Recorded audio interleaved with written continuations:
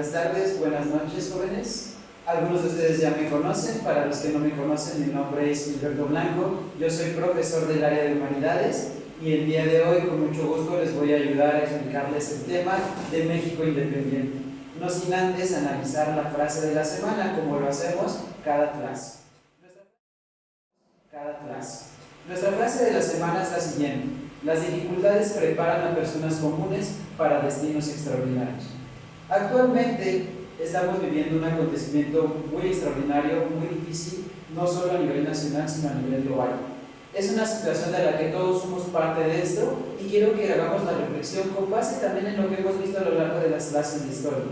Detrás de esos grandes personajes históricos que hemos estudiado a lo largo de estas 8 clases, hay muchas personas que estuvieron detrás de ellos apoyándolos, luchando por sus ideales. De la misma forma, el acontecimiento histórico que estamos viviendo del día de hoy depende en gran medida no de las grandes personas que se encuentran en la televisión pidiendo que nos quedemos en nuestras casas, sino de nosotros y de nuestras acciones. Y dependiendo de esas acciones, de la forma en que lo manejen, podremos salir adelante de la mejor forma. Es por eso que deben de aprovechar esta situación para tratar de encontrar ese destino extraordinario que hay delante de ustedes, mejorando como alumnos, aprovechando los recursos que les otorgamos para que estudien y puedan salir de la mejor manera posible en su examen de Competency. Bien, vamos a comenzar la clase del día de hoy, no sin antes explicar lo que veremos en esta clase. ¿Qué veremos el día de hoy? Nuestro tema es Guerra de Independencia. Vamos a ver las causas, tanto internas como externas, de esta guerra de independencia. Vamos a ver el mismo desarrollo de la guerra, el cual, como van a comprender el día de hoy, se divide en 4 etapas muy importantes. Ya las hemos visto cada una de ellas. Y finalizaremos la clase del día con el tema del México Independiente. Los primeros años del México Independiente, las dificultades que se vivieron como nación independiente, hasta la propia separación de Texas de nuestro país. Vamos a ver nuestro primer tema del día, que es Guerra de Independencia, y por supuesto el primer subtema es causas internas y externas. Muchos de estos temas, o de hecho prácticamente todos, los hemos visto ya en clases anteriores, sin embargo es necesario repasarlos para que puedan comprender nuevamente cómo cada uno de estos acontecimientos influyó en el desarrollo de la Guerra de Independencia de nuestra nación. Primero vamos a ver el desarrollo de las causas internas. Las causas internas las hemos visto a lo largo de las últimas 2 clases por lo menos. La primera de ellas es la desigualdad económica y social. Habíamos visto en la clase anterior que la Nueva España se dividía en castas. La casta más importante, si ustedes recuerdan, era la de los peninsulares. Los peninsulares eran los que tenían los mejores puestos de gobierno. Los peninsulares eran los que podían llegar a ser virrey, a ser presidentes de la Real Audiencia, del Consejo de Indias. Todo ese sistema administrativo que se manejó en la Nueva España estaba destinado principalmente a las personas que pertenecían a la casta de los peninsulares. Debajo de ellos estaban, como ustedes sabrán, la casta de los criollos, que como bien deben de saber, los criollos eran aquellas personas que eran nacidos de padres españoles, pero por el simple hecho de haber nacido en tierras americanas y no ya en el continente europeo, tenían un menor valor ante los ojos de la sociedad novohispana. Eso provocó que los privilegios que tenían estos peninsulares crearan entre los criollos lo que conocemos como el nacionalismo. ¿A qué nos referimos cuando hablamos de nacionalismo criollo? A que todas las personas que estuvieron en esta casta criolla, a pesar de haber nacido de padres españoles, ya no se sentían españoles, se sentían pertenecientes a las tierras americanas y por lo tanto empezaron a crear además un resentimiento con la casta peninsular, que era la que estaba arriba de ellos. Pero si recordamos nuestra clase de la semana pasada, además de los peninsulares y de los criollos, estaban muchas otras castas más, principalmente la casta de los mestizos, las castas de los indígenas, que eran las que más participaciones tenían en esta sociedad novohispana. Tanto los mestizos como los indígenas, varios años antes de la lucha de independencia que inició Miguel Hidalgo en 1810, hicieron intentos de rebelión por conseguir la independencia, o a veces no precisamente buscaban la independencia, sino lo que buscaban era un proceso más de igualdad. Esto provocó que la Nueva España, para finales del siglo XIX y el siglo XVIII, hubiera una complicación entre estos grupos sociales que interactuaban entre sí. Además, los aspectos económicos que se desarrollaron en la Nueva España, como vimos la semana pasada, que empezaron a decaer principalmente por el poderío de Inglaterra, le afectó no solo la casta de los mestizos, de los castizos y de los criollos, sino a los propios peninsulares, quienes empezaron a perder poder en esta sociedad de la Nueva España. Por otro lado, vamos a ver ahora las ideas de las causas externas de esta independencia de México. En primer lugar, tenemos que hacer mención de las ideas de la Ilustración, las cuales, como bien deben de recordar, se desarrollaron a lo largo de todo el siglo XVIII, al cual se le conoce como el siglo de las luces. A lo largo de este siglo XVIII se empezó a hablar de la razón, del pensamiento humano y de terminar principalmente ¿con qué? Con el absolutismo.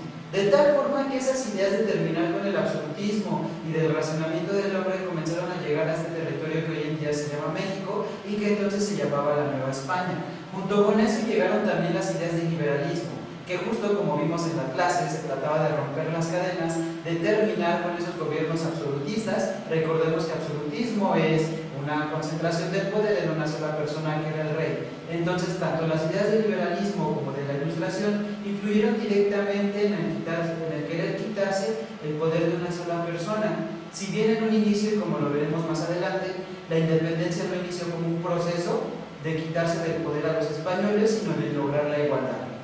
Junto con estas ideas, recordemos que en el año de 1783, las 13 colonias, que posteriormente se llamaron los Estados Unidos de Norteamérica, lograron su independencia después de varios años de lucha. El hecho de que el vecino del norte lograra su independencia influyó bastante en los criollos de la Nueva España, pues varios de ellos empezaron a considerar que si los vecinos del norte habían logrado esa independencia, en este territorio también se podía lograr. Junto con la independencia de las 13 colonias, recordemos que varios años antes, en 1789, se llevó a cabo la Revolución Francesa. La Revolución Francesa, como ustedes bien deben de recordar por las clases anteriores, fue la mayor expresión del liberalismo y fue el punto culminante de las ideas de la Ilustración. Fue ahí donde se empezó a hablar de la libertad del individuo de una manera más precisa, fue ahí donde se proclamaron los derechos del hombre y del ciudadano. Como bien lo expliqué en las clases anteriores, a pesar de que solo hablaba de los derechos del hombre y no de la mujer, fueron un gran paso para que las personas pudieran elegir y tuvieran voz y voto sobre sus gobernantes. Esas ideas llegaron a la Nueva España, principalmente de manos de José María Morelos y Pavón, como lo veremos en las diapositivas siguientes. A esto hay que sumarle el Imperio Napoleónico, que fue con el que terminó esa Revolución Francesa. Recuerden que les expliqué en la clase de Revolución Francesa que todo terminó con Napoleón Bonaparte llegando al poder en el año de 1804. 4 años después, en 1808, recuerden, Napoleón Bonaparte invadió a España y a Portugal, y eso influyó directamente en la situación de la Nueva España, porque la Nueva España se había quedado sin el control central del Imperio Español, que en ese entonces estaba en manos de ¿quién? Del rey Fernando VII.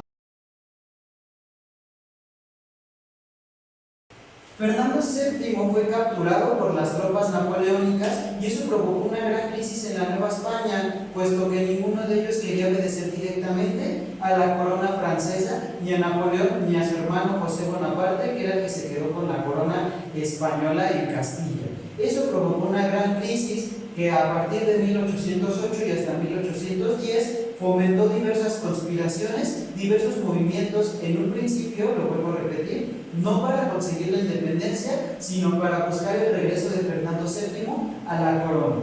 Junto con esto tenemos que recordar además el desarrollo de las reformas borbónicas, que como lo vimos en la clase anterior, se empezaron a desarrollar a partir de 1786.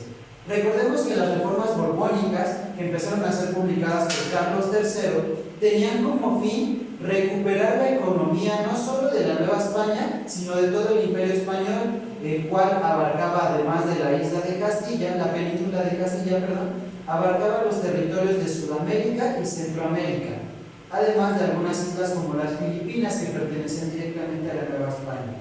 Pero las reformas borbónicas son importantes no solo por querer aumentar la economía de esos territorios, de esas colonias que habían conquistado. Las reformas borbónicas, además, recuerden, empezó a abrir el comercio en la Nueva España principalmente, que es el tema que nos interesa en este momento, hacia otros imperios para que pudieran venir a estos territorios a comerciar, lo cual fomentó que estas ideas llegaran todavía de forma más marcada. Por otro lado, el desarrollo de las Cortes de Cádiz, que fueron justo la respuesta a la invasión napoleónica.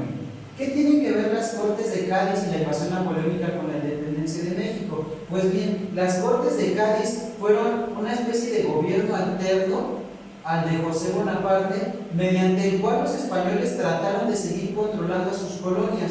En las Cortes de Cádiz, los gobernantes españoles que fueron parte de ellas buscaron que los territorios ultramarinos, es decir, la Nueva España y los demás virreinatos que se encontraban en América, pudieran ser controlados no por los franceses, sino todavía por personas cercanas a Fernando VII. Pero además, y como lo mencioné en la clase de Historia Universal, las Cortes de Cádiz ayudaron porque los que pertenecían a la Nueva España y a los demás virreinatos empezaron a buscar igualdad, empezaron a buscar eliminar las castas, que fue lo que vimos en la diapositiva anterior. Y las Cortes de Cádiz son el antecedente directo entonces de la búsqueda por la igualdad en este territorio que hoy en día es México. Con base en lo que acabamos de explicar y de ver en este momento, podemos trabajar en la primera de nuestras actividades.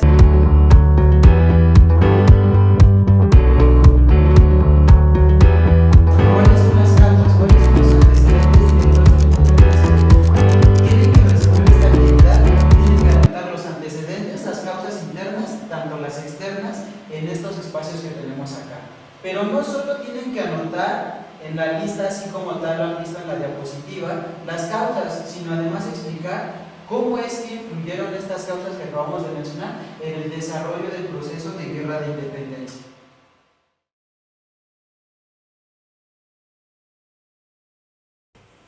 Vamos a ver ahora el desarrollo propio de la guerra de independencia. Como lo mencioné cuando les mostré el índice, la guerra de independencia se divide en 4 etapas principales. La primera de ellas se le conoce como la etapa de iniciación, que abarcó de los años de 1810 a 1811. ¿En qué consiste o qué características tiene esta etapa de iniciación? La etapa de iniciación tiene como características que hay una gran desorganización.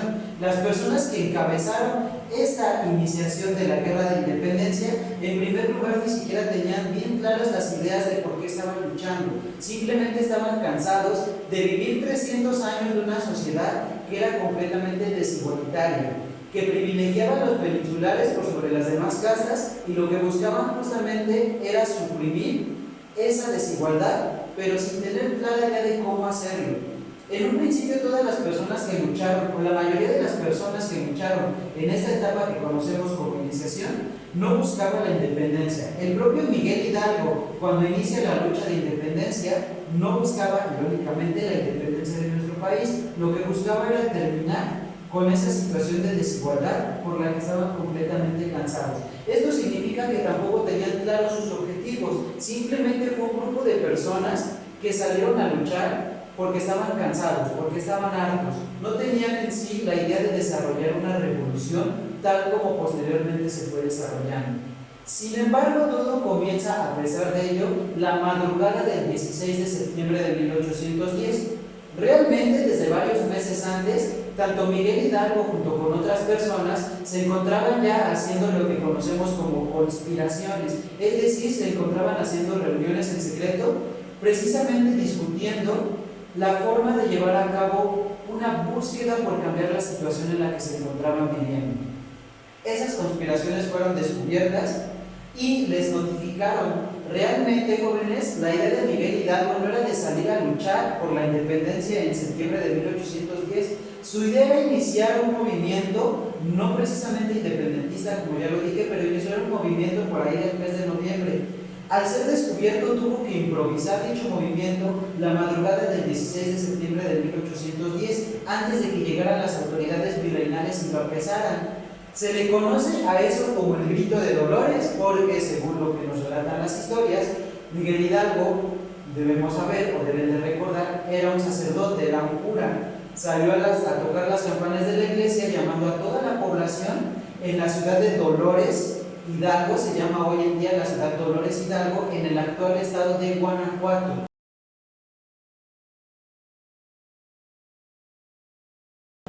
para salir a proclamar la búsqueda de igualdad. Aquí quiero aclarar nuevamente esta parte: la ciudad es de Dolores, pero se encuentra en Guanajuato, no en el estado de Hidalgo, para que no se confundan en esta parte de aquí.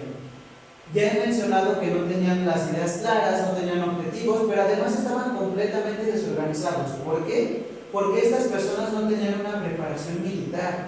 Miguel Hidalgo, como lo acabo de decir, era un sacerdote, no sabía nada de organizar personas para hacer una guerra. Las demás personas que salieron con él, ¿quiénes eran? Eran indígenas, eran mestizos, eran pertenecientes a otras castas como los castizos, los mulatos, incluso había personas de raza negra peleando junto con él. Ninguno de ellos tenía preparación militar. Por lo tanto, la etapa de iniciación fue muy desorganizada, pero fue acumulando gente de manera muy rápida, porque no eran los únicos, los criollos, los que estaban en desacuerdo con esa forma de organizarse. Si los criollos, que eran los segundos más privilegiados en esa sociedad novohispana, estaban cansados de la situación, imagínense cuánto más duro podrían estar las personas que pertenecían a las demás castas, sobre todo los negros, que, como he mencionado en las clases anteriores, ni siquiera los consideraban humanos. Estaban completamente cansados, y al encontrar una persona que buscaba eliminar esa desigualdad, rápidamente se empezaron a unir con él. Aquí voy a mencionar en cada etapa los personajes más destacados que participaron en ella.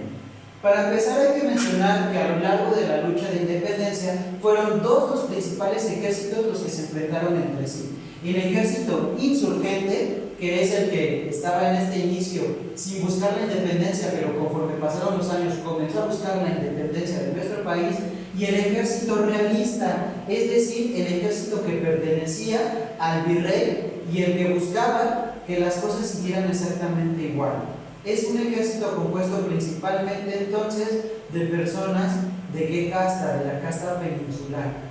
En el caso del ejército insurgente, los principales líderes que estuvieron en esta primera etapa conocida como iniciación fueron Miguel Hidalgo y Costilla, Ignacio Aldama, Ignacio Allende, José Mariano Abasolo, José Mariano Jiménez y Vicente Guerrero. Algunos de ellos, como el propio Miguel Hidalgo, no tenían preparación militar, pero otros sí eran militares de formación, y poco a poco empezaron a organizar un poco mejor este movimiento, que posteriormente fue independentista. Es el caso de Ignacio Aldama e Ignacio Allende. Ellos sí tenían preparación militar y empezaron a organizar mejor las cosas a lo largo de esta lucha.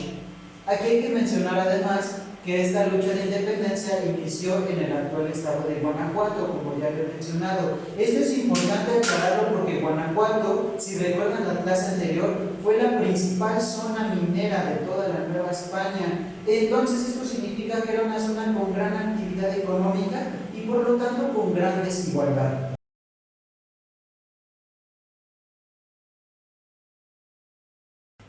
Acontecimientos destacados de la etapa de iniciación de la Guerra de Independencia. El primero de ellos, además del grito de Dolores, que como ya mencioné se desarrolló la madrugada del 16 de septiembre de 1810, se llevó a cabo el 28 de septiembre, es decir, un par de semanas después de este grito. Para entonces, el ejército de Miguel Hidalgo ya había crecido en cantidad, pasó de ser unas decenas a tener ya varios cientos e incluso llegar al millar de personas que lo seguían y que tomaron ese día del 28 de septiembre la alhóndiga de Granaditas. A lo mejor ustedes no saben qué es una alhóndiga y por eso es importante mencionarlo para que comprendan la importancia de este acontecimiento. Una alhóndiga es un edificio muy grande que sirve como mercado para comerciar, vender y comprar productos, pero además la importancia de una alhóndiga es que es una zona de resguardo de muchos alimentos, como pueden ser maíz y otros tipos de cereales, en caso de crisis. La alhóndiga, entonces, el que la controlara significaría que es el que podría alimentar a la población. Si el ejército insurgente tomaba la alhóndiga de Granaditas, es el que iba a alimentar a la población y la población iba a apoyar al movimiento insurgente. Por eso es la importancia de la toma de la alhóndiga de Granaditas, además de que fue la primera gran victoria de este ejército, si bien todo esto siguió siendo en la zona de Guanajuato. El movimiento siguió creciendo, se expandió incluso hasta la zona de Michoacán y el 17 de octubre de 1810 tomaron dos ciudades muy importantes en el actual estado de Michoacán, Valladolid y Acámbaro. Aquí hay que recordar nuevamente entonces, no solo es Miguel Hidalgo el que estaba combatiendo en este momento, estaban otros personajes como José Mariano Jiménez, Abasolo, Allende, Aldama, el propio Vicente Guerrero, que estuvo desde esta etapa y hasta el final de la Guerra de Independencia a lo largo del país combatiendo.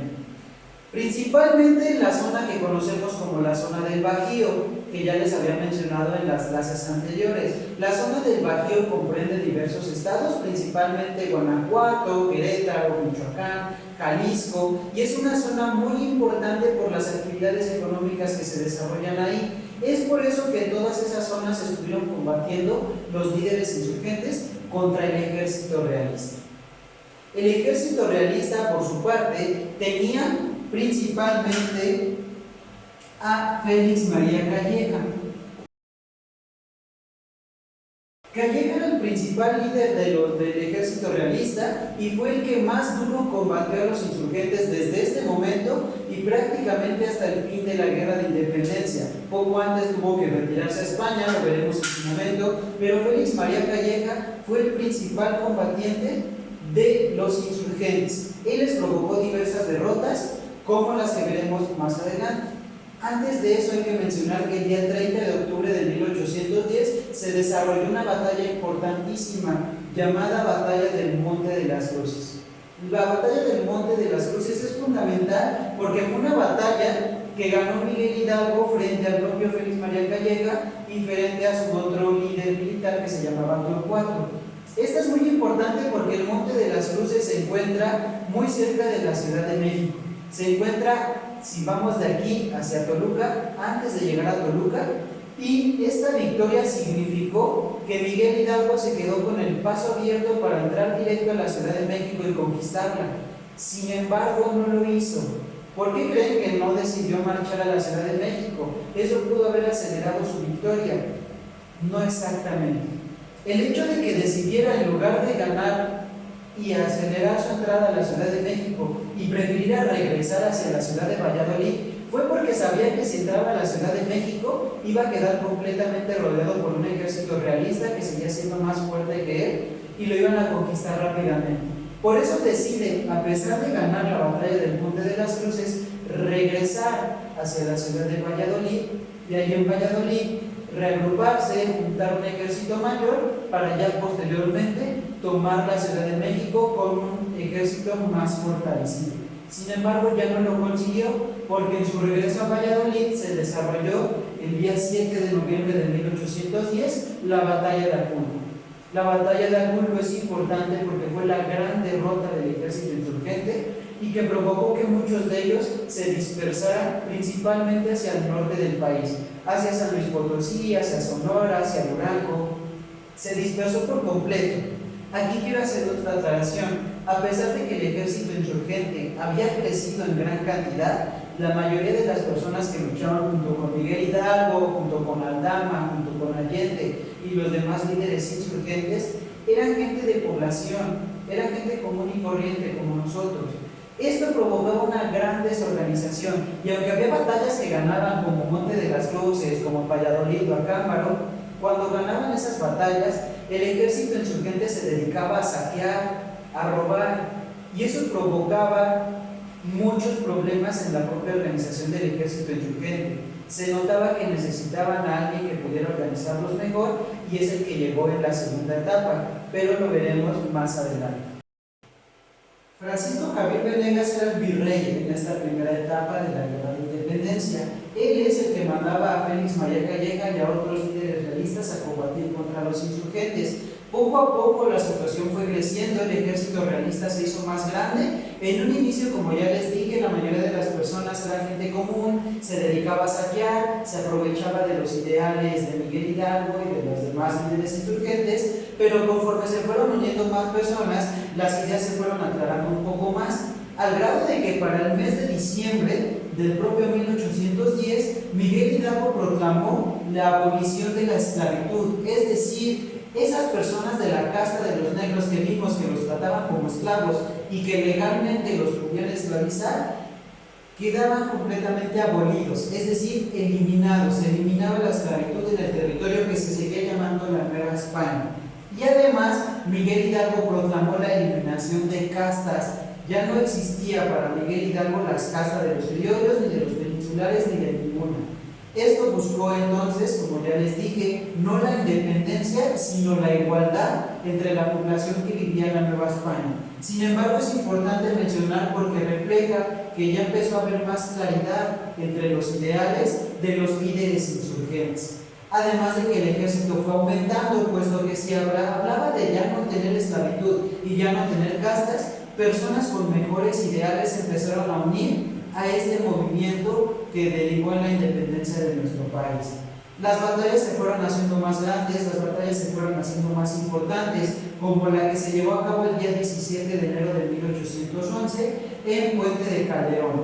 Fue la derrota más grande que sufrió el ejército insurgente. Fue aquí donde terminaron de desbaratar al ejército que había iniciado este proceso de guerra de independencia, por lo que la mayoría de los líderes insurgentes acabaron huyendo. Ya no buscaron reorganizarse en el norte como en la batalla anterior, sino simplemente acabaron huyendo, tratando de esconderse del ejército realista comandado por Félix María Callejo. Esto provocó que hubiera una gran desorganización y que fueran detenidos rápidamente. El día 21 de marzo de 1811, los 5 líderes más importantes de este movimiento insurgente fueron detenidos. ¿Quiénes? Miguel Hidalgo y Costilla, José Mariano Jiménez, José Mariano Abasolo, y además fueron detenidos otros líderes principales. Entre el día 26 de junio y el día 30 de julio de 1811, estos líderes insurgentes fueron condenados a muerte, excepto José Mariano Abasolo, el cual fue condenado solamente a prisión perpetua.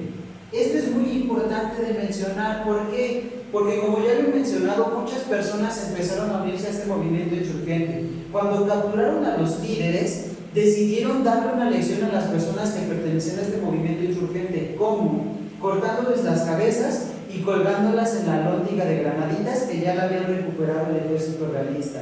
Imaginen ustedes el impacto que debió provocar entre la población el ver las cabezas sangrantes, con las moscas alrededor de ellos, la piel pudriéndose con el paso de los días, de estos líderes insurgentes. ¿Para qué lo hicieron? ¿Simplemente como una muestra de violencia?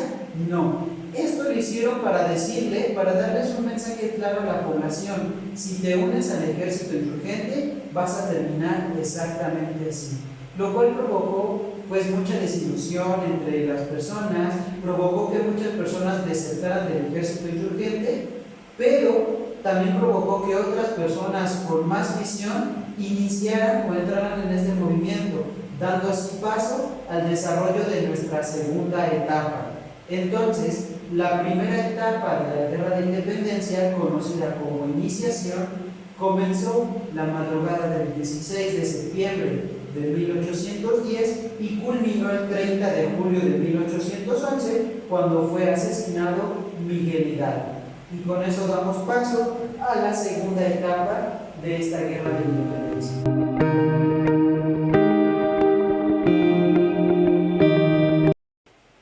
Segunda etapa, etapa de organización. Se le conoce etapa de organización porque en esta segunda etapa ingresaron nuevas personas al movimiento. Personas con mejor preparación, con mejores conocimientos y con más visión que los que vimos en las diapositivas anteriores. Algunos de ellos, como Vicente Guerrero, por ejemplo, continuaron en esta segunda etapa, pero gracias a las personas que iniciaron en esta nueva etapa, el movimiento se pudo organizar de mejor forma y se pudo definir incluso a un nivel legal. La etapa de organización abarcó de los años 1811, tras la muerte de Miguel Hidalgo, a 1815. Ya veremos con qué acontecimiento termina esta etapa de organización. La etapa de organización se caracteriza principalmente porque recae en 2 nuevos líderes de este movimiento. Principalmente José María Morelos y Pavón, que se va a volver el más importante de la etapa de independencia en este momento, y por otro lado Ignacio López Rayón.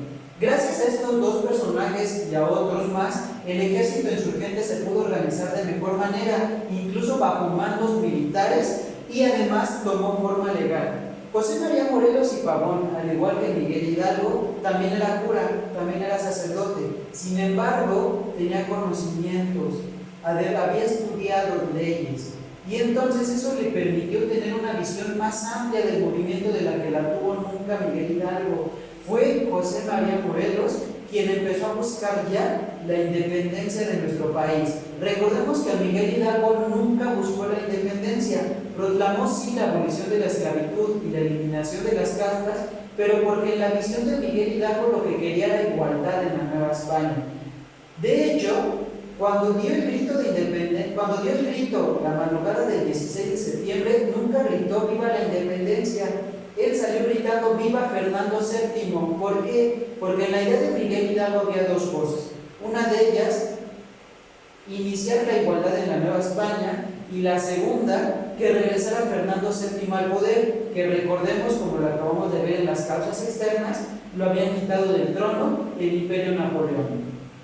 José María Morelos y Pavón, en cambio, sí buscó la independencia, sí empezó a luchar por separarse del Imperio Español y buscar una nación independiente mediante diversas formas, como lo vamos a ver. Pero antes de él estaba Ignacio López Rayón. Ignacio López Rayón fue otro de los líderes que estuvo desde la primera etapa, pero que se volvió relevante a partir de la muerte de Miguel Hidalgo.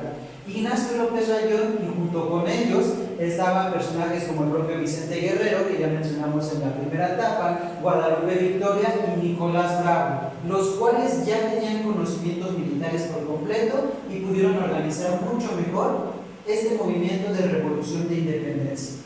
Del lado del ejército realista se unió además Agustín de Iturbide. Agustín de Iturbide es fundamental en esta historia porque en un inicio estaba del lado de los realistas buscando eliminar al bando insurgente, pero además porque Agustín de Iturbide era un gran militar, había tenido diversos combates incluso en Europa contra los franceses y sabía lo que hacía en temas de guerra.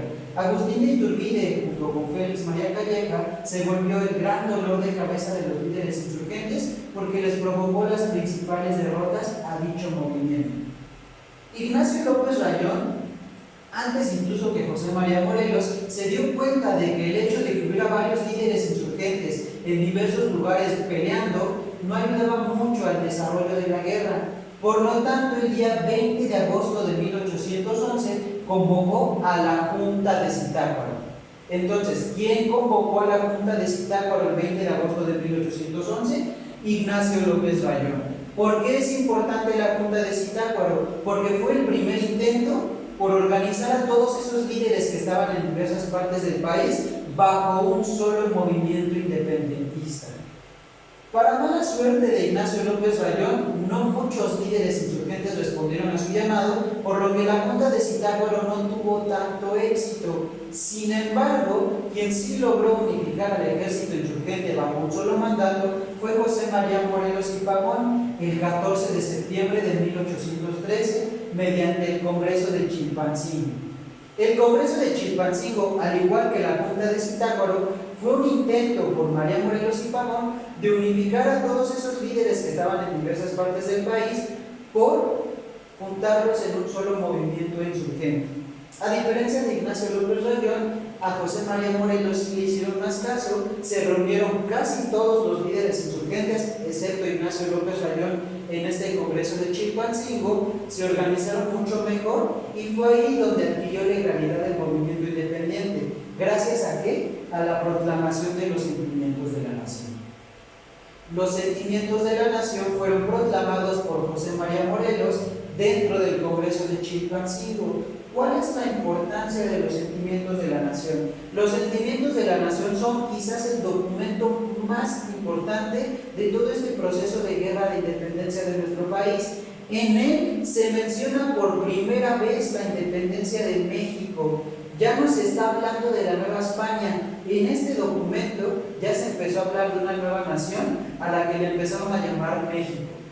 Hablaba, al igual que Miguel Hidalgo, de eliminar las castas, de eliminar el esclavismo y de ser completamente libres, de terminar con la monarquía y de organizarse bajo una república. En Historia Universal ya les he explicado las diferencias de monarquía y república. Ustedes deben de recordarlo. La monarquía se maneja siempre bajo un rey, absolutista o no. En una república, el pueblo participa de la elección de sus gobernantes. Y esto en los sentimientos de la nación ya se empezó a aplicar. Si recordamos nuestras clases de historia universal, entonces los sentimientos de la nación están totalmente inspirados en el desarrollo de la Revolución Francesa, en la proclamación de la Declaración Universal de los Derechos del Hombre y del Ciudadano, quienes también hablan de derechos. Esto nos refleja entonces que José María Morelos era un personaje intelectual que estudió la Revolución Francesa, que estudió la independencia de las 13 colonias y con base en ello redactó estos sentimientos de la nación. Pero además de los sentimientos de la nación, se proclama junto con ello el acta solemne de la Declaración de Independencia de la América Septentrional, el día 6 de noviembre de 1813. Y quiero que pongan mucha atención en esta Declaración de Independencia, porque a pesar de que ya hablaba de una nueva nación que era México, la independencia no dice independencia de México, se refiere a la independencia de la América Septentrional. ¿Qué significa la palabra septentrional? Significa lo que está al norte. Es decir, José María Morelos, cuando publica la independencia, pensó como los franceses, no solo en la independencia de nuestro país, sino de todo el norte del continente americano. Recordemos que cuando vimos Revolución Francesa, los franceses proclamaron la Declaración Universal, no Declaración Francesa de Derechos. En la misma sintonía, José María Morelos buscó la independencia no solo de nuestro país, sino de todo el norte del continente americano, junto con los Estados Unidos, que en realidad ya habían logrado su independencia. Pero aquí hay que hacer mención de algo que sucedía en Europa al mismo tiempo. Un año antes de la Declaración de Independencia, en 1812, se proclama la Constitución de Cádiz. Si recordamos lo que vimos en Causas y lo que vimos en Historia Universal, al mismo tiempo que están en la Nueva España luchando por su independencia, el Imperio Español está luchando contra los franceses porque han sido conquistados desde el año de 1808. En 1812, esas Cortes de Cádiz que ya les he explicado tanto en Historia Universal como hace un momento en las causas externas, logran proclamar una constitución. ¿Cuál es la importancia de la Constitución de Cádiz del año 1812? Que la Constitución de Cádiz elimina la monarquía. Es decir, quita por completo a Fernando VII de la esfera del poder en España. Si ya no existía un reino en España, ya no debía existir entonces un virreinato.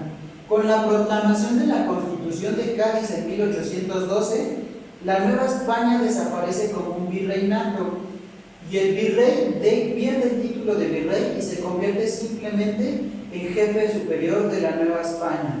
Esto es importante para la guerra de independencia. ¿Por qué? Porque fortalece por completo al ejército insurgente. El ejército realista pierde validez, pierde mucho poder, y junto con la eliminación de la monarquía se eliminaron no solo en la Nueva España, sino en todas las colonias americanas, las castas. Eso fue muy importante porque a pesar de que no habían logrado expulsar a los franceses, lograron eliminar por completo las castas y a la monarquía de Fernando VII. Recordemos nuevamente, ¿quiénes son los que buscan terminar con la monarquía? ¿Quiénes son los que buscan terminar con el absolutismo? Las personas que están en sintonía con el liberalismo. Es decir, la Constitución de Cádiz fue la primera constitución de corte liberal en España. Si ya no existía un virreinato, era más fácil buscar la independencia dentro de la Nueva España. Por eso es importante tenerlo en cuenta. Junto con eso, vamos a tener el desarrollo de diversos combates que el ejército insurgente va a empezar a ganar gracias a la Constitución y a la organización del Congreso de Chilpancingo, que unificó todos bajo un ejército al mando de José María Morelos. Entre 1813 y 1814, entonces el ejército insurgente empezó a ganar diversas batallas, empezó a conquistar cada vez más territorios, lo cual provocó que en el año de 1814 llegara al poder de la Nueva España Félix María Callejo. Si Félix María Calleja como militar era el principal hostigador del movimiento insurgente, como gobernante, como virrey, Félix María Calleja destinó todos sus recursos a eliminar al movimiento insurgente. Empezó a ofrecer incluso la cantidad de 10,000 pesos oro por capturar a José María Morelos y Pavón. Destinó todo su esfuerzo por capturarlo y lo logró en solo un año. En ese mismo 1814, Fernando VII y las personas que lo apoyaban logran recuperar el poder, es decir, eliminan la Constitución de Cádiz y regresa el gobierno absolutista a España. Ese mismo año lograron expulsar además a Francia de territorio español. Por lo tanto, la restitución del absolutismo y el hecho de que Félix María Calleja se volviera virrey de la Nueva España provocó un nuevo fortalecimiento en el movimiento del ejército realista.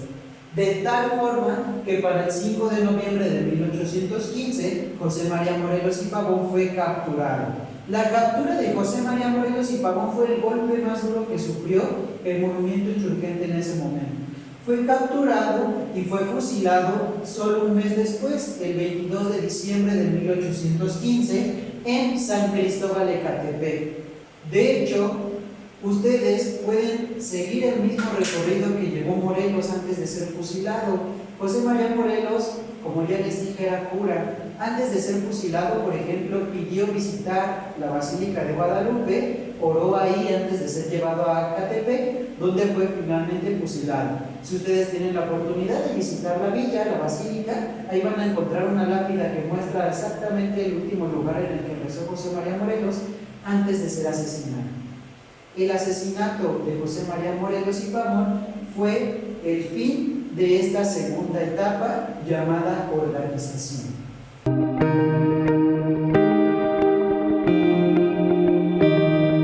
La tercera etapa entonces se caracterizó por la desorganización en la que volvió a caer el movimiento insurgente debido a la muerte de José María Morelos y Pavón. A pesar de que quedaron algunos líderes insurgentes como Guadalupe Victoria y Vicente Guerrero, el movimiento insurgente quedó completamente debilitado y de hecho fue casi derrotado por completo, no solo por Félix María Calleja, sino por el siguiente virrey que ya mencionaré en un momento. Esta tercera etapa, que abarcó de 1815 a 1820, como ya lo he mencionado, fue la etapa más difícil para el movimiento insurgente, puesto que todos sus líderes fueron capturados, fueron apresados, solo quedaron estos dos y algunos otros de menor importancia, y fue casi apagado el movimiento. Entre 1815 y 1820 parecía que el ejército realista iba a ganar y que la Nueva España no iba a conseguir su independencia. Sin embargo, se volvió a fortalecer este movimiento gracias a la llegada de un personaje llamado Francisco Javier Mina el día 21 de abril de 1817. ¿Cuál es la importancia de Francisco Javier Mina en esta etapa del movimiento? Su importancia radica en que Francisco Javier Mina no pertenecía a la Nueva España. De hecho, Francisco Javier Mina era un europeo y específicamente era un español que vino aquí a la Nueva España a luchar por la independencia del lado del ejército insurgente. Se preguntarán ustedes por qué un español tenía interés en que la Nueva España lograra su independencia. Esto es porque, como debemos de recordar, estaban en el mejor momento, estaban en su apogeo las ideas del liberalismo, las ideas de la ilustración. Francisco Javier Mina sabía la diferencia que había entre un peninsular y un criollo, porque Francisco Javier Mina pertenecía a las Cortes de Cádiz. Era uno de esos liberales que quería quitar a Fernando VII del poder y que se instaurara en España una república. Al querer una república en España, también tenía interés en que las colonias que habían conquistado el Imperio Español se volvieran independientes. De ahí que juntara 300 soldados que tenían los mismos ideales y marchara hacia México con ellos, arribando, como ya lo mencioné, el 21 de abril de 1817.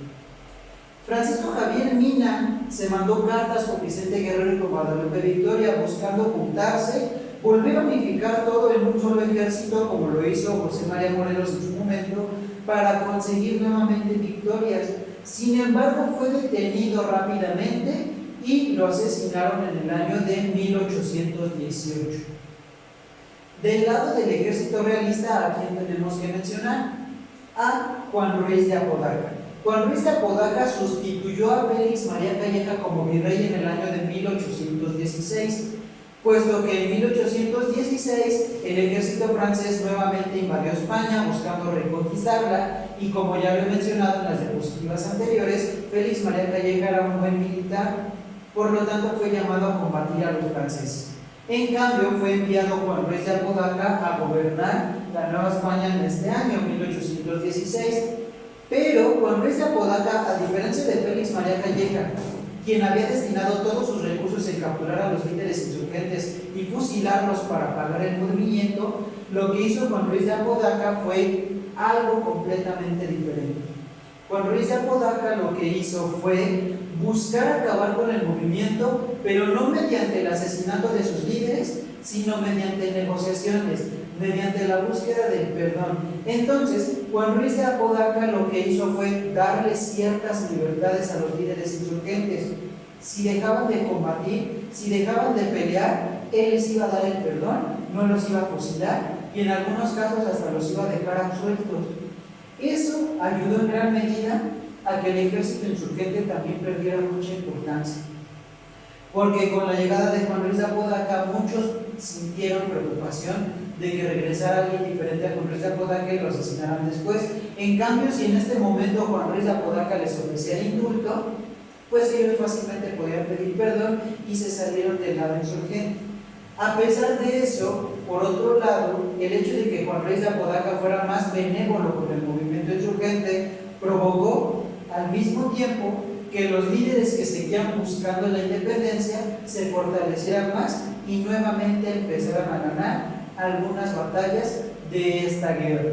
La tercera etapa terminó justamente así, con la llegada no solo de Juan Ruiz de Apodaca al poder, sino para 1820 con el ingreso de un personaje que pertenecía a los realistas al bando insurgente. Y con eso damos paso al desarrollo de la cuarta y última etapa de esta guerra de independencia.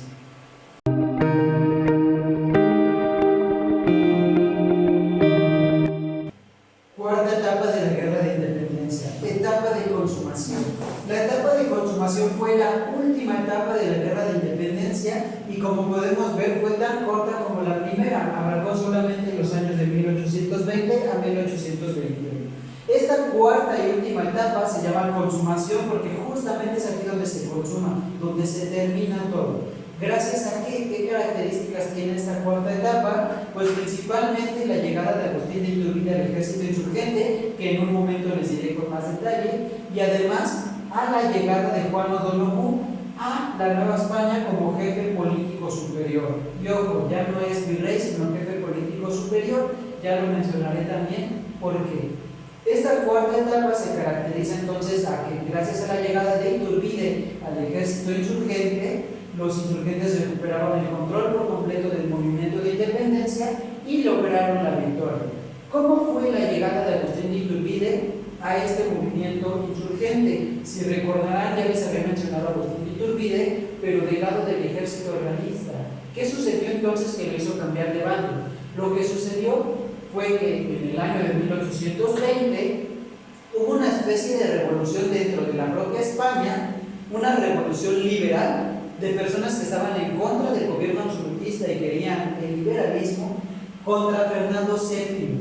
Fernando VII en marzo de 1820 entonces fue obligado a jurar la Constitución de Cádiz, esa misma Constitución que les mencioné en diapositivas anteriores de 1812, ¿se acuerdan?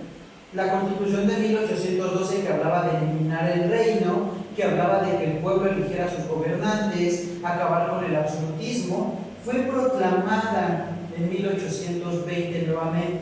Fernando VII fue obligado, bajo amenazas de muerte, a firmarla y perdió la corona como rey absolutista. Pero no todos estaban de acuerdo, ni en España ni en los territorios ultramarinos. Dentro de la propia Nueva España había gente del bando realista que quería que las cosas siguieran igual, que Fernando VII siguiera siendo el rey absolutista de todos, y a raíz de la proclamación de la Constitución de Cádiz, proclamada por segunda vez en 1820, se empezaron a desarrollar lo que conocemos como la conspiración de la profesa en la Nueva España. ¿Qué es la conspiración de la profesa? La iglesia de la profesa, cuyo nombre real es Iglesia de San Felipe Neri, es una iglesia que se encuentra muy cerca del centro. Si ustedes van por la calle del Madero, del Zócalo, en dirección hacia Bellas Artes, se encuentra dos calles. Es una iglesia muy grande, de un estilo neoclásico con barroco, y en esa iglesia, que en ese entonces era muy importante, se reunieron un grupo de personas del ejército realista para obligar a Virrey de la Nueva España a que no obedeciera a la Constitución de Cádiz y que siguieran apoyando a Fernando VII. ¿Cuál es la importancia de la conspiración de la profesa? Que las personas que se reunieron en la iglesia de la profesa a conspirar a favor de Fernando VII decidieron proclamar a Agustín de Iturbide como el líder del ejército realista. Una vez que Agustín de Iturbide quedó como el líder del ejército realista, comenzó a atacar directamente a los ejércitos de Guadalupe Victoria y de Vicente Guerrero. No obstante, para 1820, Vicente Guerrero ya se había reorganizado nuevamente, tenía un ejército muy importante, sobre todo en el estado de Guerrero, que se llama justo así en honor a Vicente Guerrero, y en las luchas que había entre Iturbide y Guerrero eran muy igualitarias. En algunos casos ganaba el ejército realista de Iturbide, algunas otras batallas las ganaba directamente Vicente Guerrero, lo cual provocó que hubiera una gran igualdad y que no se llegara a nada. Tanto Vicente Guerrero como Agustín de Iturbide se dieron cuenta de que si seguían peleando de esa forma, iba a prolongarse esa guerra durante varios años más. De tal forma que Agustín de Iturbide, de manera muy inteligente, comenzó a mandarle cartas a Vicente Guerrero y a Guadalupe Victoria, ofreciéndoles una alianza, ofreciéndoles que si se juntaban y lograban la independencia, iban a cambiar la forma de vida. ¿Qué interés tenía Agustín de Iturbide en la independencia de México si pertenecía al bando realista? Porque Agustín de Iturbide sabía que podía aprovechar esa situación para quedarse con el gobierno de este país, tal como lo realizó. Vicente Guerrero aceptó las propuestas de Agustín de Iturbide y se reunieron por fin el 10 de febrero de 1821 en la ciudad de Acatempan, que se encuentra en el actual estado de Guerrero. A ese encuentro entre Iturbide y Vicente Guerrero se le conoce como el abrazo de Acatempan, que fue cuando firmaron por fin su alianza y se unificaron bajo un solo ejército. Realmente decir que hubo un abrazo entre estos dos guerreros es más bien irreal. Llevaban años queriéndose matar uno al otro. Que se encontraran y de buenas a primeras se abrazaran es completamente falso. Lo que sí es cierto es que se encontraron y pactaron por fin una alianza, de la cual surgió el Plan de Iguala. El Plan de Iguala se proclamó un 28 de febrero de 1821. ¿Qué proclama el Plan de Iguala? El Plan de Iguala proclama la independencia de México bajo lo que conocemos como tres garantías. ¿Cuáles son las tres garantías que proclamó el Plan de Iguala? En primer lugar, por obvias razones, independencia. Además, proclamó unión. Es decir, el Plan de Iguala ya no veía ejército realista y el ejército insurgente. Ya todos estaban unidos, luchando por la independencia, y además la tercera garantía era religión, porque el hecho de que buscaran independencia no significaba que dejaran de lado la religión. ¿Qué significa esto? Que el Plan de Iguala buscó una nación independiente, unida, pero en la cual existiera una sola religión. ¿Cuál era la única religión que permitía el Plan de Iguala? La religión católica. Junto con el Plan de Iguala, que proclamó estas tres garantías, surgió un nuevo ejército. Como ya no eran realistas ni tampoco eran insurgentes, se unieron bajo un solo ejército que se conoció como el ejército trigarante, es decir, el ejército de las tres garantías. De ahí los colores que podemos ver en la presentación y que inspiraron a los colores de nuestra bandera. Esto es lo que representaron en un principio. El ejército trigarante combatió a los pocos realistas que no estuvieron de acuerdo con esta unión y consiguió muchas victorias. Hay que mencionar además que con el juramento de la Constitución de Cádiz, la Nueva España de nuevo dejó de ser un virreinato y se convirtió en una simple colonia de menor importancia. Por lo tanto, Juan Ruiz de Apodaca perdió el título de virrey. Y no solo perdió el título de virrey, sino que fue llamado a España, donde le enjuiciaron porque no combatió como debió al ejército insurgente. ¿Quién llega en lugar de Juan Ruiz de Apodaca? Juan O'Donoghue. Pero como ya no existía el virreinato de la Nueva España, ya no se podía llamar virrey. ¿Cómo se proclamó entonces Juan O'Donoghue? Como jefe político superior de la Nueva España. Sin embargo, y para mala suerte del Imperio Español, Juan O'Donoghue tenía también ideas liberales. Y Juan O'Donoghue además sabía que el ejército trigarante era muy grande y muy poderoso. Por lo tanto, Juan O'Donoghue llegó al poder de la Nueva España no con la idea de combatirlos, sino con la idea de negociar con ellos para darle fin a la guerra. Por lo tanto, Juan O'Donoghue buscó constantemente a Agustín de Iturbide, que era el principal líder del ejército trigarante, hasta que logró reunirse con él un 24 de agosto de 1821.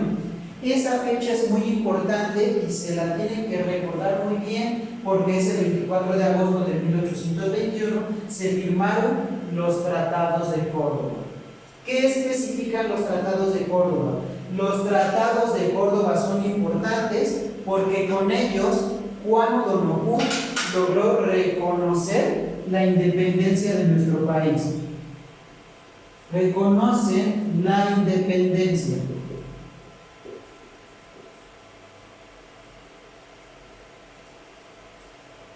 ¿Qué significan entonces los tratados de Córdoba? El reconocimiento de la independencia de México por parte del gobernante de la Nueva España, que fue Juan O'Donoghue. ¿Cuándo se firmaron los tratados de Córdoba? 24 de agosto de 1821. No todos estaban de acuerdo con los tratados de Córdoba, por lo que hubo que seguir combatiendo, aunque ya fueron completamente victorias del ejército trigarante, el cual entró victorioso por fin a la Ciudad de México el 27 de septiembre de 1821. Con la entrada del ejército trigarante a la Ciudad de México el 27 de septiembre de 1821, se dio fin a la Guerra de Independencia. Entonces, para cerrar este primer tema de la clase, la Guerra de Independencia inició el 16 de septiembre de 1810 con el Grito de Dolores y culminó el 27 de septiembre de 1821. ¿Con qué suceso? Con la entrada triunfal del ejército trigarante a la capital, es decir, a la Ciudad de México.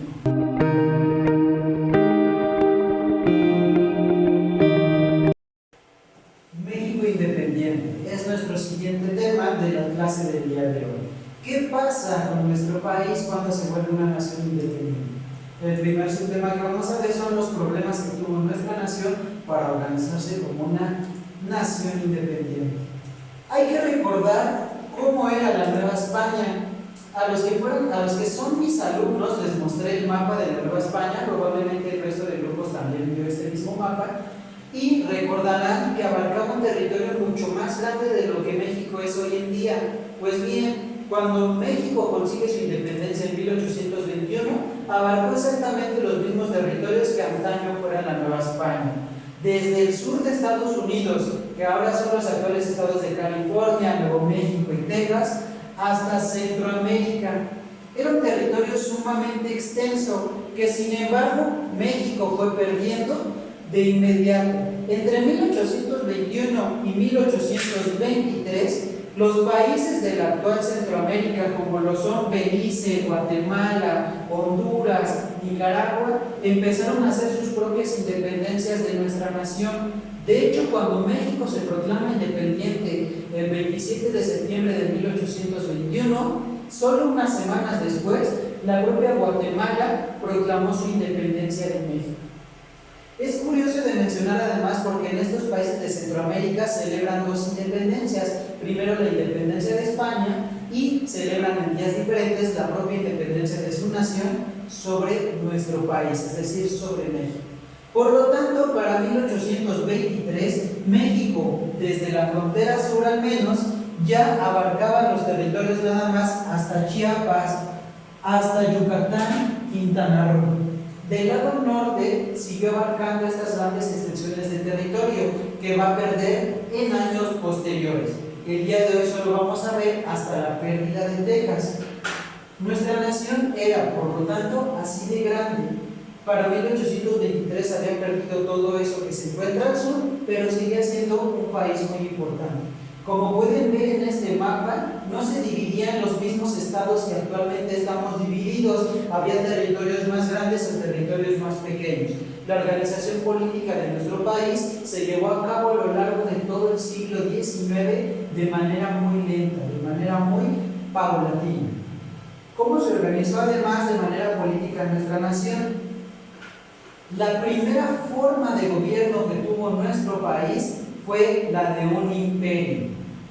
Si les lleguen a preguntar en el examen Comipems, porque a veces lo preguntan, ¿cuál fue la primera forma de gobierno que tuvo México como nación independiente? La respuesta es un imperio.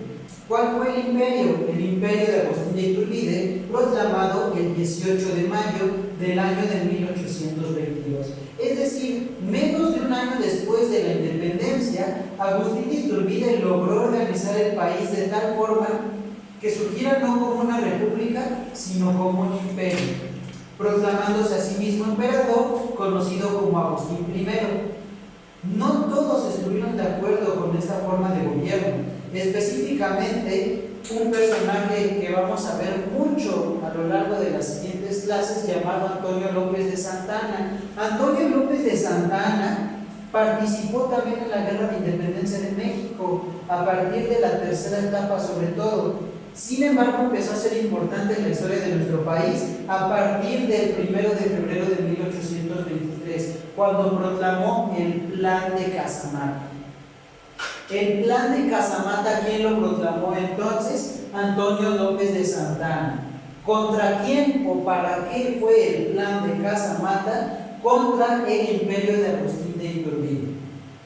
Aquí es muy importante que empiecen a tomar nota y mucha atención de estos temas, porque a partir de este momento la historia de nuestro país se volvió tan conflictiva a lo largo del siglo XIX que se proclamaron muchos planes de diversas personas buscando quitar del gobierno a otras personas. Este solo es el primero de varios planes que vamos a ver a lo largo de las siguientes clases. Por lo tanto, la recomendación que les hice a mis grupos desde hace algunas semanas y que se la extiendo al resto de grupos es que vayan haciendo una tabla en la que en una parte pongan quién proclamó el plan, el nombre del plan y contra quién o para qué fue ese plan. Retomando el tema, el primer plan que vamos a ver entonces es el Plan de Casamata que hizo Antonio López de Santa Anna para derrocar del gobierno al imperio de Agustín de Iturbide.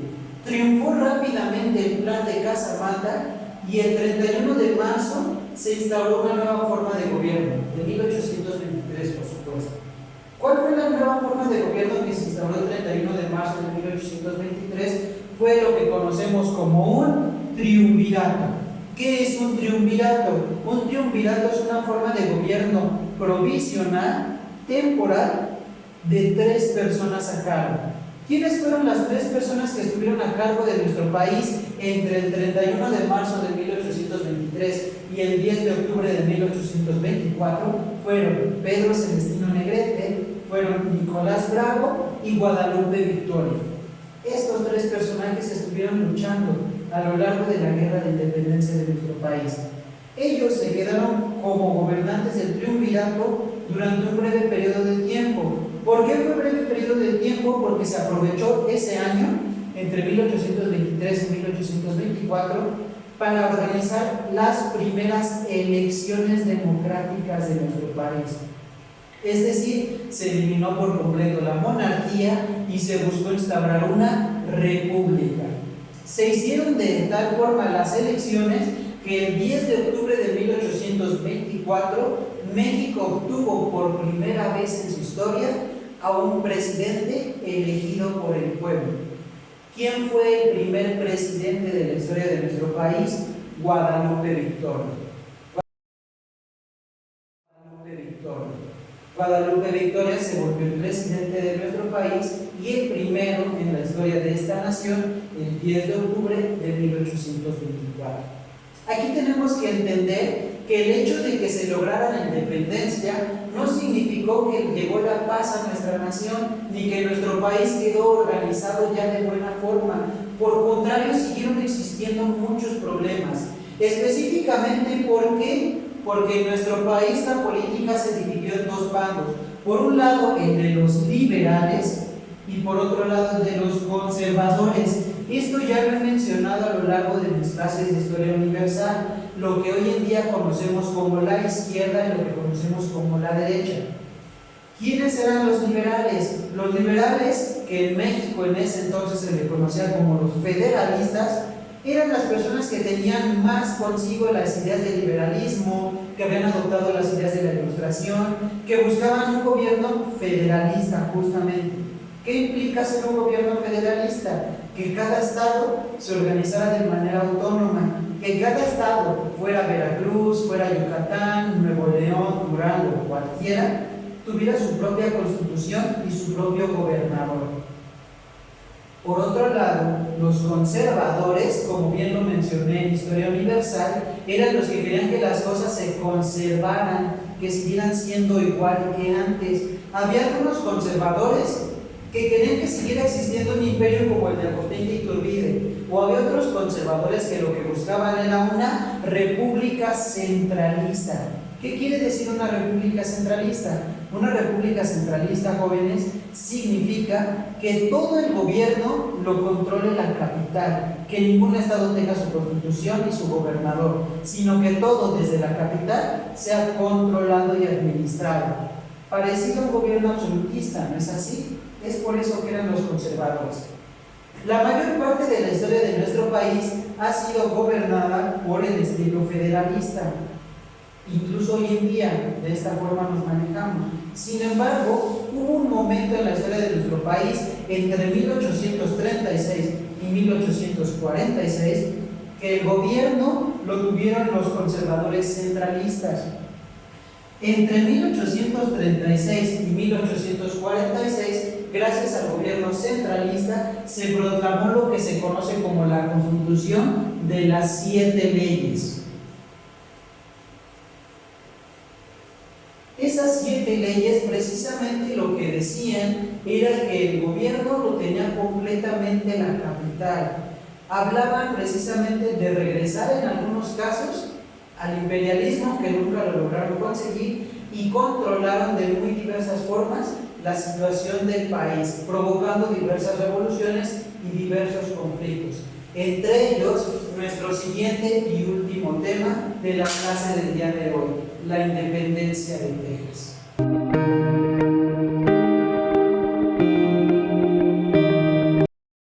Nuestro último tema del día de hoy, jóvenes, es la independencia de Texas. Como ya les he mencionado, nuestro país surgió mucho más grande de lo que era. Entre 1821 y 1823 empezó a perder diversos territorios, pero la pérdida más importante que se vivió en un inicio fue la pérdida de un territorio muy grande conocido como Texas. ¿Cuáles son los antecedentes y las causas de la separación y la independencia de Texas de nuestro país? En primer lugar, hay que mencionar que la historia de Texas respecto a nuestro país va desde antes de que México lograra ser independiente. De hecho, en el año de 1820, cuando todavía estaba la guerra de independencia, un norteamericano llamado Moses Austin y su hijo Stephen buscaron al virrey de la Nueva España pidiéndole por favor que le prestaran territorios del actual Texas para colonizarla con 300 ciudadanos norteamericanos.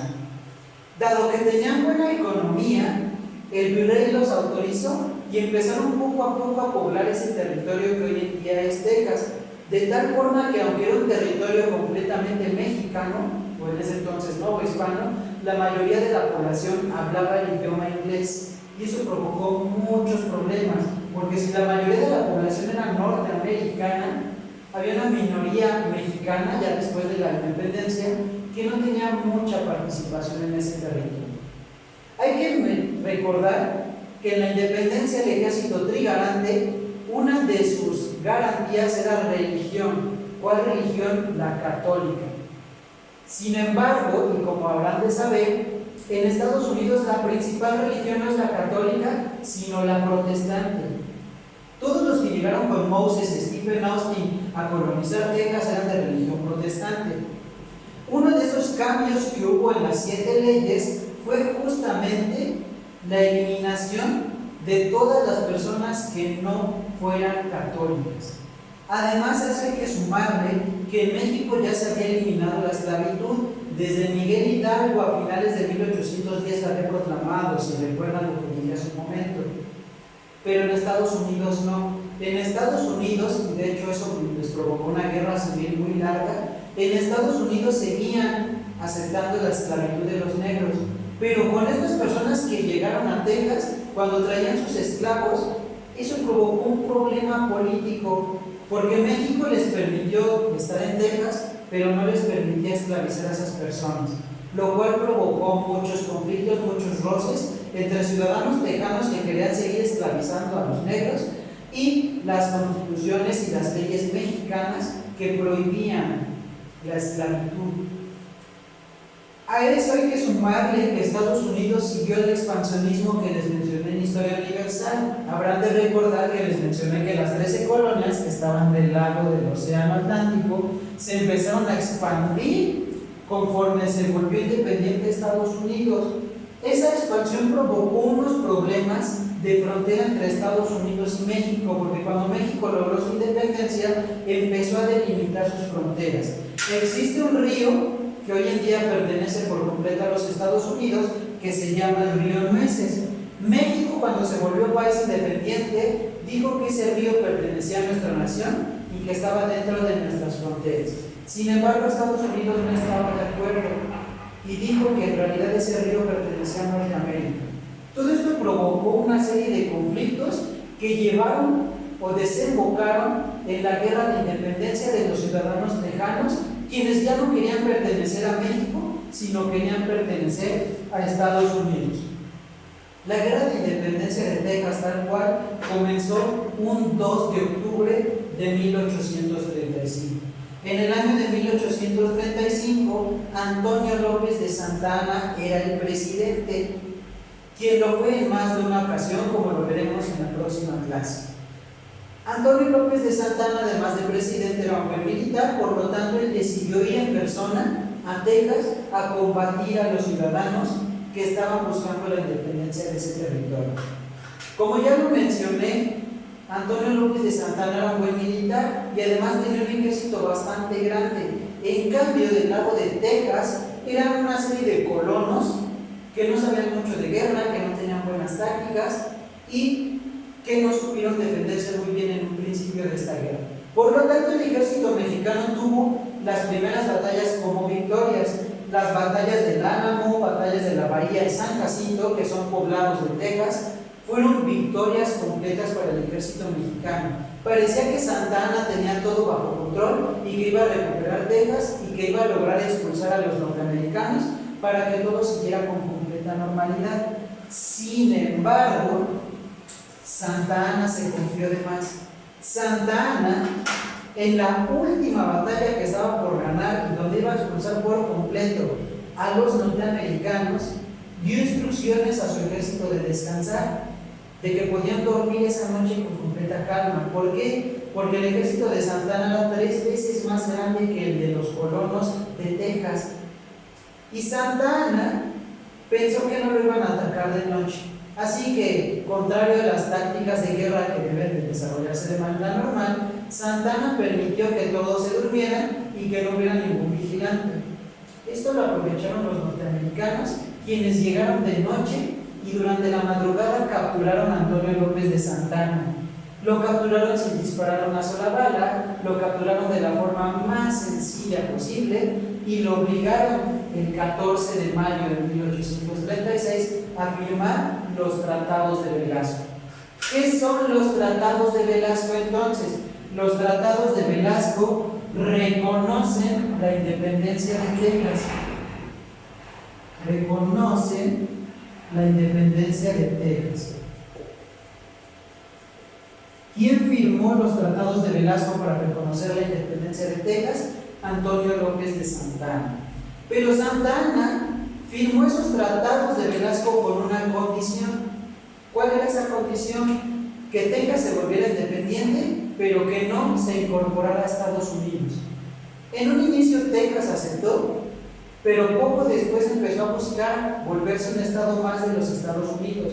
Durante años estuvieron pidiendo anexarse a Estados Unidos y no lo lograron, sino hasta el día 29 de diciembre de 1845, cuando Estados Unidos por fin aceptó a Texas como uno más de sus estados, volviendo a Estados Unidos un territorio más grande todavía. Y esto provocó de manera directa la invasión de Estados Unidos a México, que veremos en la próxima clase. Y con esto hemos terminado la clase del día de hoy, jóvenes. Como parte final de esta clase, jóvenes, tienen una última actividad que realizar. Realmente son dos actividades bastante sencillas, pero que quiero que le dediquen mucho esmero y dedicación. ¿Qué tienen que hacer con esta actividad? Es una línea del tiempo que va desde la independencia de México hasta la pérdida de Texas. Es decir, tienen que abarcar desde el Grito de Dolores hasta la independencia de Texas con los tratados de Velasco. Pero aquí, como lo vimos a lo largo de la clase que acaban de ver en este video, mencioné cosas que sucedían en el extranjero, como en Europa, y cosas que sucedían a nivel interno en nuestro actual país. Lo que quiero que hagan entonces es, de un lado, que pongan los acontecimientos directos que sucedieron aquí en México, y en la parte de abajo lo que desarrollen son los factores externos que ayudaron a la independencia de México o que influyeron en la independencia de Texas. Pueden hacerlo de diversas formas, pueden irlo anotando, pueden imprimir o hacer imágenes para que tengan más aspecto visual esta línea del tiempo, pero sí es importante que conozcan los dos aspectos, tanto internos como externos, del desarrollo de guerra de independencia. Y por factores internos y externos no me refiero solo a las causas, sino a todo lo que vimos a lo largo de la clase.